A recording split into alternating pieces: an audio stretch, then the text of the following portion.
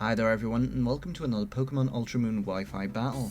This is a fun battle I had before I went away to Japan a month or two ago, and yeah, this guy I met through one of the Discord chat rooms, if I recall, when I was streaming and looking for people to battle, and I thought, Reese, that's a pretty cool name, and yeah, we see what team he has here.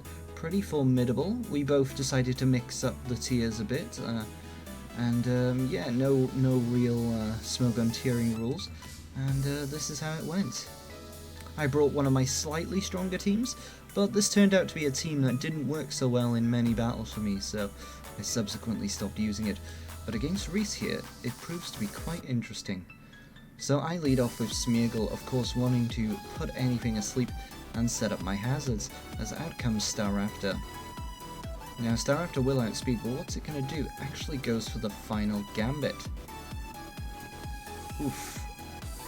I do survive thanks to my Focus Sash, and Staraptor goes down, but I don't spore anything. So that's a problem, as out comes Slap.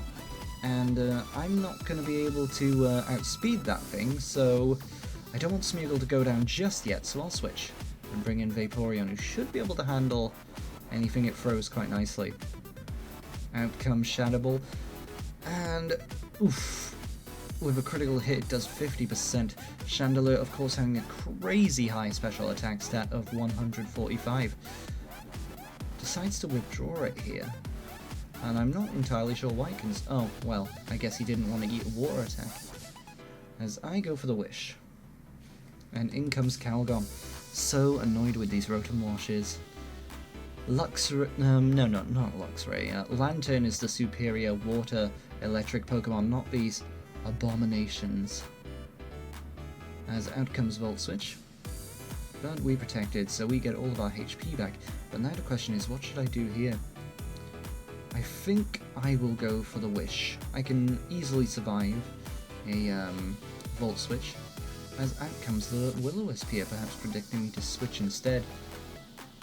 But now we've got the Wish up, and I'm wondering who I could switch into who wouldn't mind being burned. But we actually see he switches out here. My apologies for notification noise there. And out comes Amaterasu. Now we have this cranky Chandelure in again, and I know Amaterasu is fire type, but it is also bug type, so it'll take substantial damage from the stupidly high special attack stat of a Chandelure. So I decide to switch into Vaporeon here. Unfortunately here I'm having to play right on the defensive with not much happening. I need to get myself into a good position, but so far that has not presented itself, as out comes Chatot. That's a bit worrying, as I decided to switch into Smeargle. Now, if memory serves, Smeargle and Chatot is really fast. So I know I'll be outspent and die, so I'll switch immediately back into Vaporeon, who gets its special defense stat reset. But, oh dear, my opponent with the Nasty Plot. Nasty Plot Chatot is something no one wants to deal with Boom Burst and Chatter doing heavy damage. And of course Chatter always confusing as well. I should be able to live one, I'm hoping, and luckily I do. But it's not a good life. Can we break through? We do break through the confusion and are able to get a Scald off. And the Scald does very nice damage since Chatot's defensive stats are not that high at all. And that's good for me. Unfortunately, I think I'm going to have to let Vaporeon go down here. I don't really have a safe switch. And down goes Vaporeon. And now I can bring in Dragonite, who of course has priority.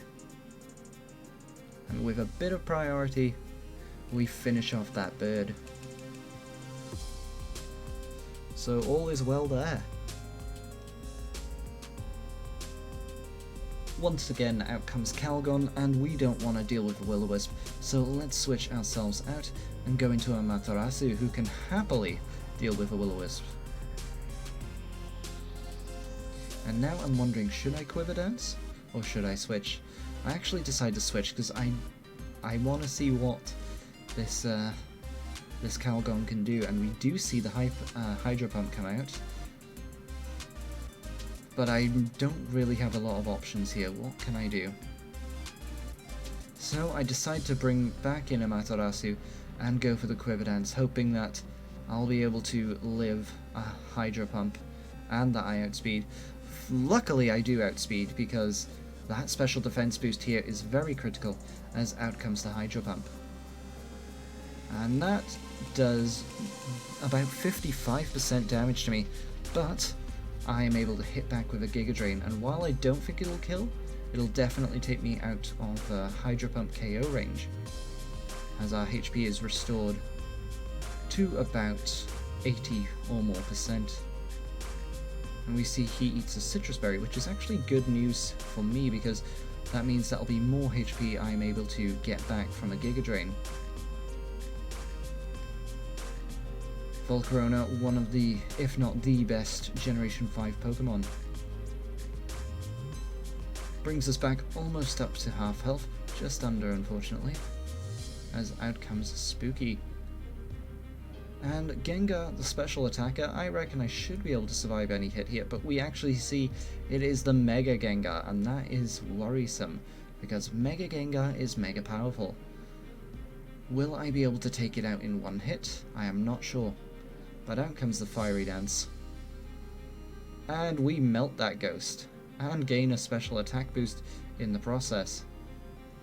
So very lucky there.